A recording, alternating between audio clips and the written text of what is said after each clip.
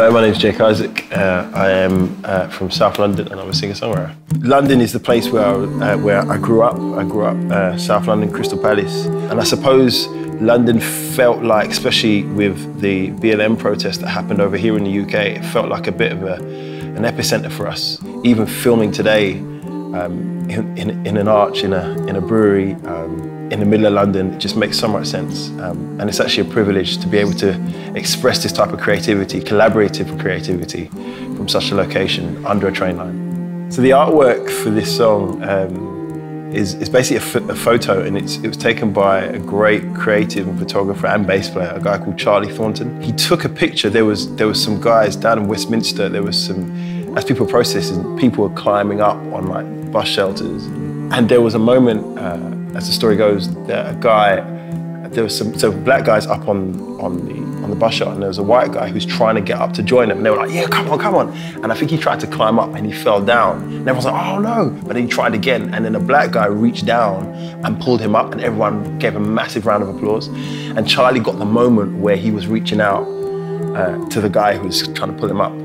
And if I'm really honest, when Governor B actually said, hey, you up for writing a song to speak into the whole racial injustice thing, the image that Charlie posted was that photo that same day. I'm pretty sure it was that same day.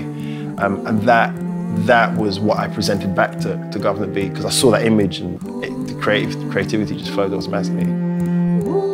So this song actually, the collaboration idea for this song started when I approached a friend of mine, Governor B, who's actually in the song, to write together. And I wrote a chorus and I presented it to him, and we made use of Zoom, because that's how people are writing nowadays. And he sat with it for a bit, he got into it. I built up a little scratch demo at home. And then I suppose it felt like a natural thing to do was to open up the conversation to the other two artists on the same management, and they were up for it. And so it was a beautiful thing. It was a very risky thing. A friend of mine has this saying, he's in the industry, and he says this thing, collaboration brings about innovation.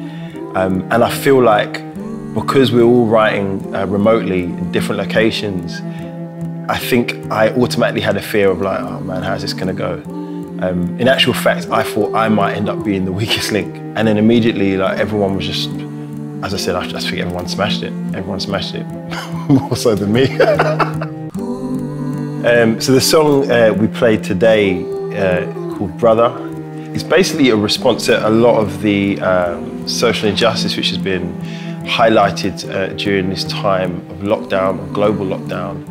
Almost a response and a reflection on the generational social injustice and racial injustice of black people. I think during the time that things came to light, at the death of George Floyd over in America, I think it highlighted in a lot of people and creatives just the need to talk about what's happened, what's been experienced, what's been witnessed over the years. My dad's generation, his parents' generation, and I feel like this song is a bit of a response, not in anger, but more so in reflection and hope of a better future. I think this song, for me, I don't see it as a political song. I see it as a song, a humanitarian song, a song to do with humanity and a social awareness.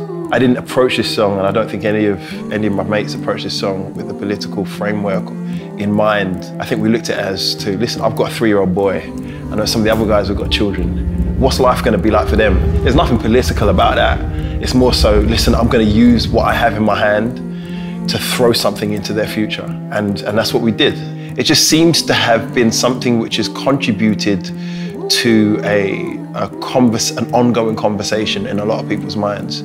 Also, it feels like the song helped people find a bit more peace, and by highlighting what's important. When I reflect about it, I feel like being angry about something cool, but being angry with a vision and a hope for the future actually brings about change. And I feel like accidentally, maybe, I don't know, we've stumbled upon something in this little tune that we wrote, which kind of gives a vision for the future. The guys I collaborated with, let's start with ladies first, Bianca Rose. a phenomenal singer-songwriter.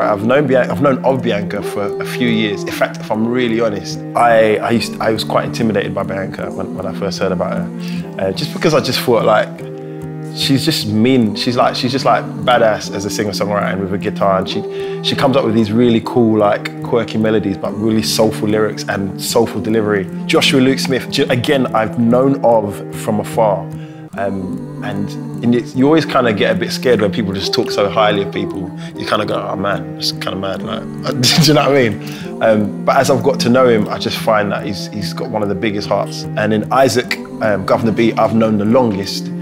Yeah, he's family. He's family, and to the point where I did a little bit at his wedding, and he terrorizes my life. Common denominator throughout the whole thing is our manager, Loretta, Safe Music Management. We all come together under that umbrella, which is rare because you don't hear many artists doing that under a management company. She's like tour mum. She's like boss. She's like, if you step out of line, you die. And so it's great. It's a great relationship.